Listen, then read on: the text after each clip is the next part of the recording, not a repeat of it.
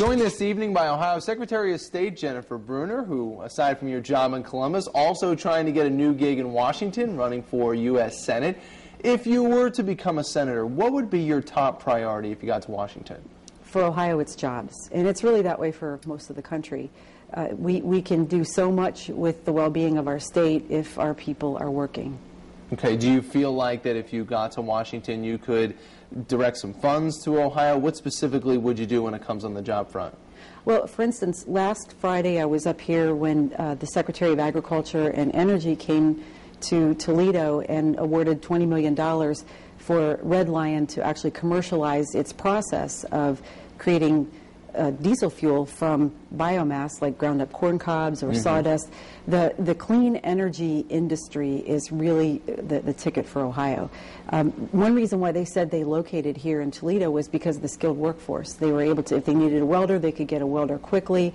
And we have empty factories, we have trained workers, we have people who'd be willing to train and retrain. And it takes bringing together state and local government and your public sector, your nonprofit sector, and putting those pieces together to do something like what was done. This is going to be such a huge future for Ohio because it marries industry and agriculture, which are two very big things going on in Ohio. Okay, and I'll ask you some of the big things that are going on in the Senate right now. We'll start with health care. There's a lot of debate going on right now. A couple of things, public funding for abortion and the public option. What are your thoughts on both of those hot topics? Well, what was done in the House version with the Stupak-Pitts amendment was to essentially take this beyond the Hyde Amendment from the 1970s and to do what they've not been able to do in the U.S. Supreme Court, which is to say that there's not a constitutional right for a woman to make her own reproductive choices. So some of the tussle that's going on in the Senate right now is, do we leave it where it stood, where there'll be no federal funding of abortions, or are we going to try to take it even back further so that private insurance companies who would participate in a pool would not be able to offer abortion services if they receive any type of federal subsidy? There's a very strong tide against that because of a woman's right to choose. Where do you stand on either one of those? I stand solidly against the Stupak-Pitts amendment. The law is already in place, and I think if people really want to try to push it, they need to do it fair and square and take it to the courts and try to win it, but they haven't been able to so far. Now, when it comes to the public option, the majority of the American people want a public option.